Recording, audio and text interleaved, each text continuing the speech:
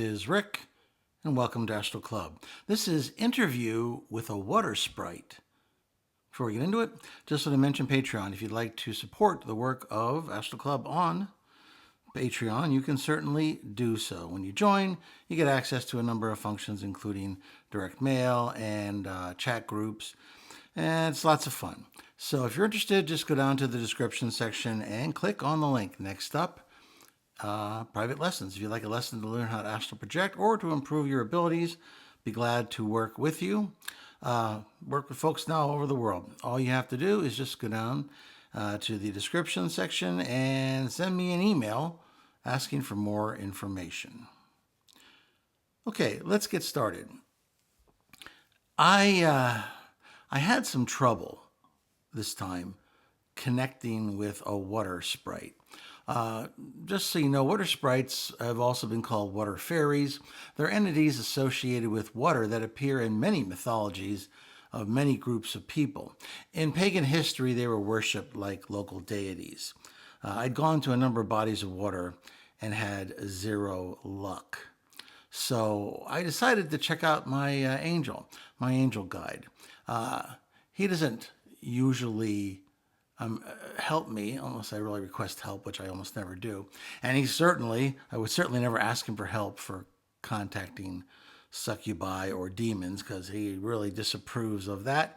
He says it's dangerous for some reason. I don't know. But I did go ahead and ask him for help on this one. And this one, he said, yeah, no problem. I'll help you out with this because water sprites are harmless. You might say they're neutral type of entities. They're not good, they're not evil, they just are. They're certainly beyond any description of mankind. And so he took me to this beautiful body of water in the middle of this forest. And he summoned a water sprite. Before I get into what happened, though, I just want to mention one thing. For people who think that, they're surprised that I can remember as much as I do, I want you to remember how amazing the human brain is. When I was in college, I was on the speech team, and we had to memorize 3 20-minute speeches in order to go to the contests. And my secret was I wrote the speeches in a way that was logical, that one paragraph flowed into the next, like a narrative, like you're telling a story. You know, the beginning paragraph, you lay out what you're going to talk about, and then you logically go from one point to the other. So all you have to do really is just to have a plan of attack. And once you've gone through your speech a number of times, it's not that hard. I'd like to point out that in centuries past, before we had all these beautiful electronics and what have you, it was expected of many children in religious schools to memorize an entire book of the New Testament as a way to graduate. They would parrot off the testament of any one of the apostles, and they would know it word for word. I know that seems incredible to us now because we're so reliant on our machinery. For instance, today, I used to have many phone numbers in my head. Now we have these crutches called phones, and so we're lucky if we can remember our own numbers. But I want you to understand that just like I told you when you have your astral projections, to construct a narrative as a way to help yourself remember. That's the way you do it. That's the way I do it. I construct these things as a narrative. You'll see in my interview that one thing flows into another, and that's how I remember it. Now, I also have some help. I've given myself a number of subconscious hypnotic suggestions, such that when I return to my body, I'll wake up, and as soon as my feet hit the floor, I'm in my bedroom, everything comes back to me crystal clear. So now I've got all this downloaded in my short-term memory, and then I just spit it right out onto paper. Because while it's in my short-term memory, it's clear, I can get it all down on paper. So that's how I do it. And that's how I think you can do it yourself in the future when you have your astral projections, or heck, when you're studying for a class. Just remember, your brain is amazing. You have to give it credit for what it can actually do for you. That being said, let me get into this experience. Okay, after my angel guide left, there was a mist that was all over this beautiful pool that was in this glade in this forest, uh, and as the mist started, I thought it was leaving the pond, but it was actually taking shape. It shaped into a feminine form. It was made entirely of flowing water. It was really lovely, I'll be honest with you. And it was in the shape of a beautiful, thin woman. She had long, graceful limbs that seemed to ripple and shift as though made of liquid silver. Her eyes were deep pools of blue. I didn't see any. I just saw complete blue. I didn't see any sclera or anything else. And she you might say the blue was reflecting of the sky. I felt like she was something ancient, something so deep that I just couldn't fathom it. Her hair was long and flowing and seemed to cascade into the water itself. It actually seemed to be coming off the water, like the hair and the water were one. And I just stood there in awe. I forgot that I was supposed to speak. And I was kind of thinking to myself, what an amazing creature this is. And as I was thinking this, she said, "You're wondering how I exist." So she obviously had at least some intuitive power, if not telepathic.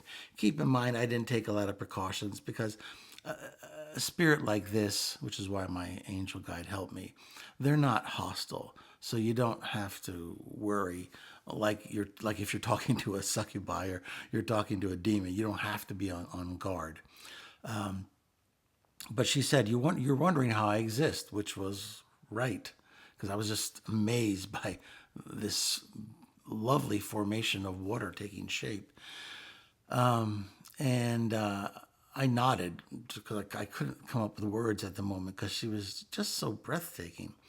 Her presence was just so overwhelming in a way that it's hard for me to describe. I just felt like her essence was all around me. I mean, the mist had started to envelop my astral body, so I started feeling like I was becoming one with the water and perhaps her as well. She said, "You're not the first mortal to ask." And she gave me a little smile. She said, "And you won't be the last. We are ancient, older than the mountains, older than the sky. We are the river's current, the rain's fall, the ocean's vastness." I just let that sink in. I mean, to me, that's poetry. When I asked my angel guide once, how do they come up with the English?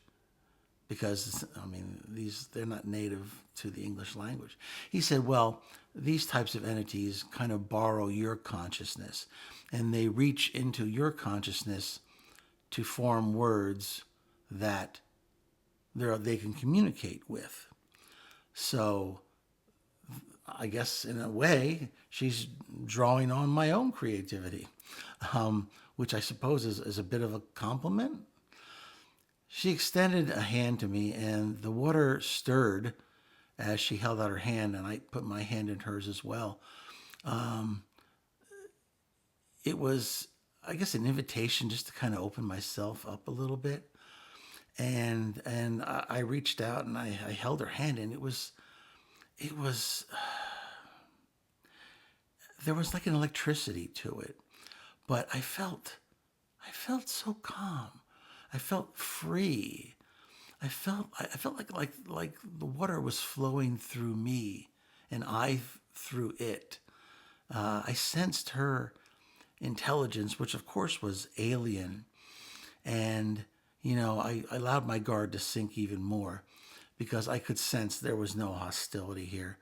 There was no danger like I have to be wary of when I'm speaking to interesting creatures out there. She opened herself to me and said, "What do you want to know? Ask." So I kind of pulled myself together a little bit. Finally, I said, "What's it like to be water?" Her expression softened a bit. She said, "Water is both everything and nothing. We shape the land, carve out valleys, fill the oceans, yet we have no form of our own. We are not alive in the way you understand life, but we are not lifeless either. We are a flow, a passage, an eternal cycle. We give and we take, without judgment, without end. We are not bound by time the way you are. Every drop of water you see, whether it falls from the sky or rises from the depths, has thousands of lives passing through countless forms. I felt the weight of her words, the depth of them just kind of sinking in me. And right away came to me a typical question that always comes to me in cases like this. And I suppose it's because of my own inherently human feelings. But I ask her, but aren't you lonely? I ask. She laughed, and her laughter sounded like a gentle waterfall. She said, loneliness is a concept born of form and permanence. We are not bound to one place, one body. We are always moving, always changing. Loneliness only exists when you believe you are separate. That's key. That's key. We are everywhere. The ocean touches every shore. Every river runs to the sea. We are always connected. After a moment, I replied, but you're a spirit. Aren't you different from the water around us? I mean, you obviously have consciousness. You think. Her eyes glittered. It was reflecting the starlight off of the surface of this beautiful deep lake. Perhaps, but consciousness is a human idea.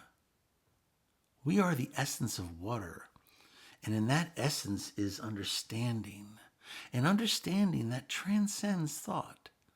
You think of yourself as separate, as I, but we, she gestured broadly all around her, are water. We are the cycle, and in that there is no loneliness. Try to imagine for a minute. Try to think like she did, or she does, just for a minute. Get out of yourself and get out of the whole idea of you're singular. And so the possibility of loneliness exists because you are singular. But imagine that such a concept doesn't exist for you. By definition, you could never be lonely because you aren't a single individual. You are part of a greater whole, a whole that will never cease to exist. It's always there. I thought about that for another minute, and I said, well, I'm thinking about all the changes that are happening on the earth today, like global warming. What happens when a river dries up? When the oceans are polluted or the glaciers melt? She seemed to contemplate my question for a moment. Her form, I imagine, shifted a little uncomfortably, but I think that's probably my human way of interpreting her movement. She said, change is inevitable. Water does not die, it transforms. Even in the face of destruction, we adapt, we move. The earth is ever changing. Water is life, and life endures in all its forms. It will always find a way. And humans? I ask her, well, what about us? Will we endure too? She looked at me for a long time, and this gaze of hers became piercing. Your kind, she said, is a fleeting part of the world's great dance. But you have the power to shape the future. You are the stewards of the earth, the ones who can choose whether you'll return to the flow or resist it. Think about that. Is our species flowing with the life and water of our planet, or are we damming it? Are we resisting it at all stages? I looked out over the water and the beautiful starlight that was reflected in it. It was so peaceful, so calm, When she finally spoke again, it seemed like a breeze over the water. Remember, she said, we are always here, in every drop, in every wave, in every river and ocean. We are the spirit of water, and we will endure as long as the earth does. At that, she dissolved back into the pool, just ripples leaving traces of her presence. I just kind of hung there in the pool for a moment, just digesting everything she said, the magic that was just surrounding me, and my astral body was just vibrating in a very peaceful way, a very calming way, a way that I'm not used to, because my spirit sometimes is a lot closer to flame than it is to water. So I tried to absorb the peace that she projected, especially as she left. And I'm going to try to hold on to that peace for as long as I can, especially as we go forward into an uncertain future. Well, that was the experience with the Water Sprite. If you found that interesting, please hit the like button. Share it with those of like minds. Subscribe if you haven't already. Please give me your comments and questions. Is there something else you would have asked? How do you feel about this episode? Do you have any other ideas for people or things that I can interview? And at any rate, this is Rick, and I will see you on the astral plane.